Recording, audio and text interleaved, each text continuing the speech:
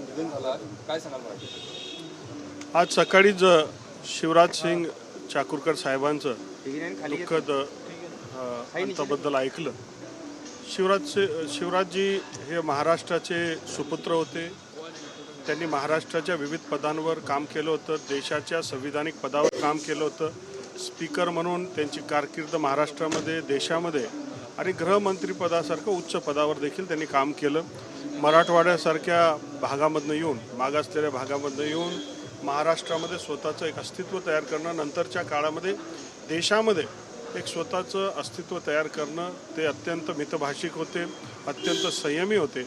आणि महाराष्ट्राच्या या सुपुत्रात 5 दशकांचा सेवाबद्दल आपण सगळेजण जाणतात. मी त्यांना भावपूर्ण आदरांजली अर्पण करतो आणि त्यांच्या पद्धतीने त्यांनी या देशाची सेवा केली म्हणून त्यांच्या कार्याला सुद्धा नमन करतो. काल उद्धव ठाकरे यांनी कडाडून टीका केली आहे भाजप असेल संघावरती जे आहे ते, आणि तुमचं हिंदुत्व, तुकडी हिंदुत्व अशा पद्धतीने त्यांनी एकंदरीत टीका काल केलेली आहे. ते खरं तर आता नैराश्याच्या माध्यमातून महाविकास आघाडीचे नेते हे नाचणं आहे, अंगण तेढावाला त्यांचं काम आहे. लोक त्यांना मानत नाही. तुम्ही जर बघितलं तर नगरपालिका निवडणुकीमध्ये महाआघाडी एक प्रकारची मॅनेज टाईपची आघाडी होती आणि तिथे फक्त मित्रपक्षांमध्ये महायुतीमध्येच निवडणूक होत होती.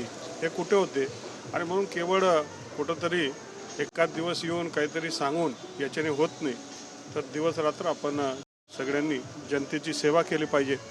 आणि आपल्याला दिसेल की मुंबईमध्ये जे मुंबईचे 35 वर्षापासून जे हाल होतात त्याचं परिवर्तन होऊन आता भारतीय जनता पार्टी प्रणित तिथे महापौर येणार आहे.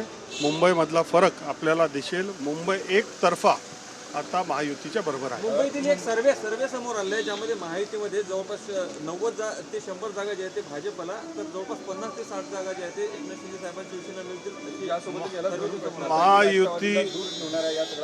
महायुतीमध्ये तिघही पक्ष मिळून आम्ही काम करणार आहे आणि तुम्ही बघणार की मुंबईमध्ये फार मोठा परिवर्तन होईल.